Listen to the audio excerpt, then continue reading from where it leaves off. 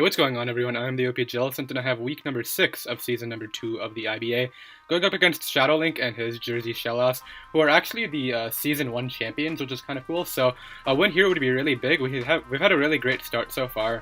I believe we're 4-1 right now, but there's like 5 other 4-1 teams alongside us, and we have one of the lowest differentials among them. So a win here would be great. I believe Shadowlink is 3-2 right now, so he's had a pretty decent start. That's not terrible, but I really want to win this one so that we can move on to 5-1 instead of tying up that record and to secure probably one of the top spots in the league, because a lot of the 4-1 teams are fighting this week. So a win here would be really great, but let's go ahead and get right into the matchup. We have Dragon Nets for Alligator, can really rip through the team.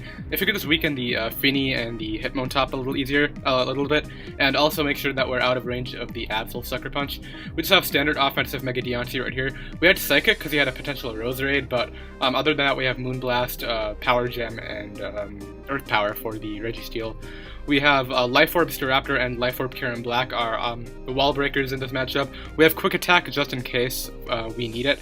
The idea was we wanted to lead Levani and get up our webs, and then maybe bring out something like our Mienshao. He did have some setup sweepers, so we actually bring String Shot Levani, which is kind of cool because what we would do is we would get up our webs and then get up a String Shot and make sure that the speed is lowered. I believe he had a Haxorus, so the idea was lower the Haxorus' speed after a Dragon Dance up, and then bring out Mienshao and high jump kick that thing, and if it didn't, Oko go Staraptor and quick attack. But unfortunately he did bring the Haxorus, so that plan's not really going to work out, but that's alright. And then we have Scarf Mienshao, as you guys probably figured out from that whole Haxorus scenario. So let's go ahead and get into it. I end up leading off with my Levani right away, as he leads off with his Mega Absol, so right away, I see that he just doesn't want to get up the webs, but this is totally fine because the best thing he can do is just attack me, and I can easily Oko him with the X-Scissor right here. So no webs suck, but now my Feraligatr in the back doesn't have to deal with the Sucker Punch at all. So I can bring in my Kyurem right here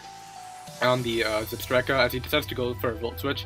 Just for bad damage, he is most likely Specs because we aren't minus Spit F nature this week, so he's going to bring out his Hitmon top right here as I just throw off a Dragon Claw and do a lot. I wasn't really sure whether he would want to overpredict or not, and I felt it was kind of worth it going for that right there. Without webs, my Kyurem couldn't really outspeed a lot of the threats like the Serperior and the Zipstrika anyway, so I figured the damage here was really worth it, as he's just going to go for the close combat, and unfortunately that does end up knocking me out, showing me that he probably does have some offensive investment, but I can bring on my Feraligatr right here and go right for the Aqua Jet, which would have been able to pick off the Hitmon top and outspeed it thanks to the priority. We would not have to take a Mach Punch from that thing, but on this thing I can probably just Dragon Dance up. That's exactly what I decided to do, but unfortunately he does show the T-Wave, so now I'm going to need multiple Dragon Dances to deal with this thing.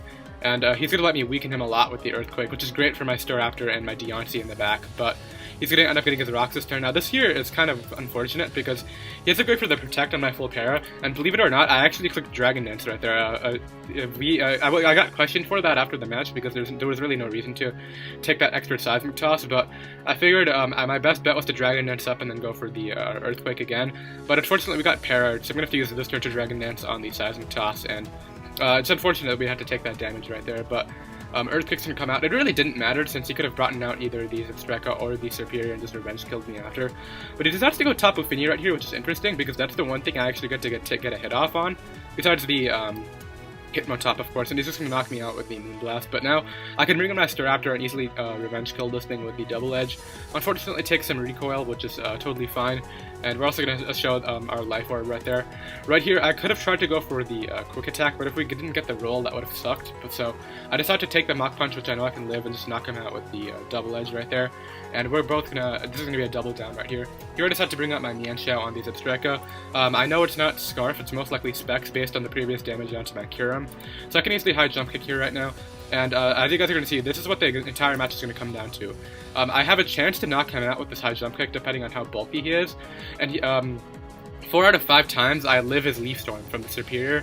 That's obviously implying the fact that he can miss and crit me, so we have an 80%, a little bit over an 80% chance to win the match right here. All we need to do is either get this roll or live this Leaf Storm. So I end up going for that for the high jump kick as he's going to end up critting me with the Leaf Storm right there. So that's just absolutely terrible because we had a really great chance to win right there, and Showdown RNG, not Showdown RNG, this Mons RNG decided to just take away the win from us, but that's totally alright. He's not going to be able to miss the Leaf Storm right here either, so that really sucks. I did confirm with that after. It was Assault Vest, not Wideland, so that really sucks because that match was pretty much ours had we just had the like 80% chance in our favor right there.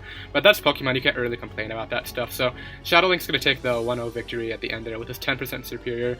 A really great match in general though, like 1-0 is nothing to be disappointed of.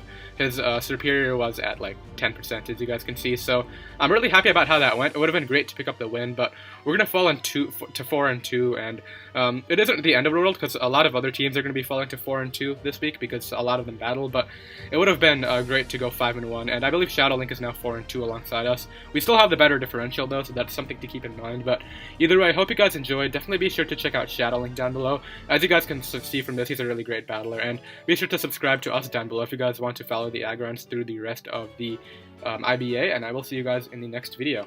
Bye!